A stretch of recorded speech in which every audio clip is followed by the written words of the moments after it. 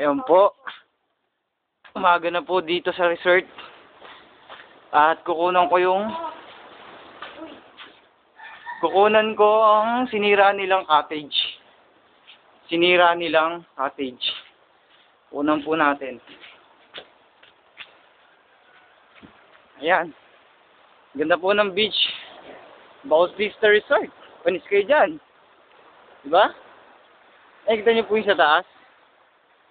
Yung kaway kayo, kaway.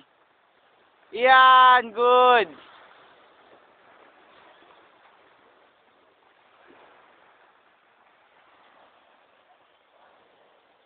Ha?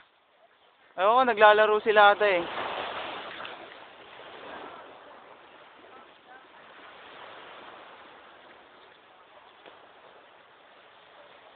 Yan po yung siniraan nilang cottage. Kita-kita po ninyo. Nagalit po yung may-ari kasi nag-iwan sila ng kalat eh. Kami pala. Ayan po si Jones, nasa taas. Cooking. Kali ka dyan, pre. Inaayos po nila yung nasirang cottage. Ayan, kitang-kita naman po. Ayan yung promotor eh. Nahangin daw eh. Nahangin daw eh, no? Diba, promotor? Okay, kaya pala siya nasa taas. Ayun po, in the making of cottage rooftop. Tingnan niyo naman po ginawa nila.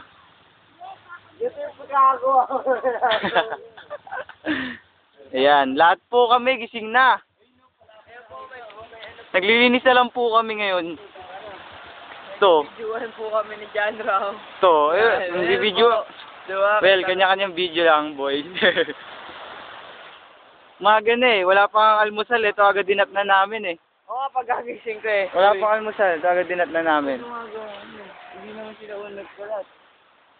Wala. O nga naman. Eh, ba't sila yung naglilinis? Oo nga. Dapat kayo. Tsaka nasa na yung mga nalasing? Dapat yung mga nalasing, yung masaya kagabi. Ay, di ako masaya agad.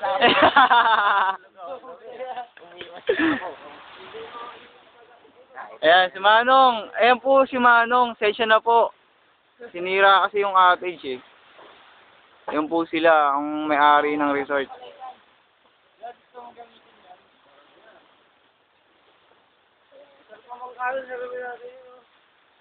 Meron ko lang mga camera yung cellphone. Nakakapun pa ako ng Taas at baba, may gumagawa.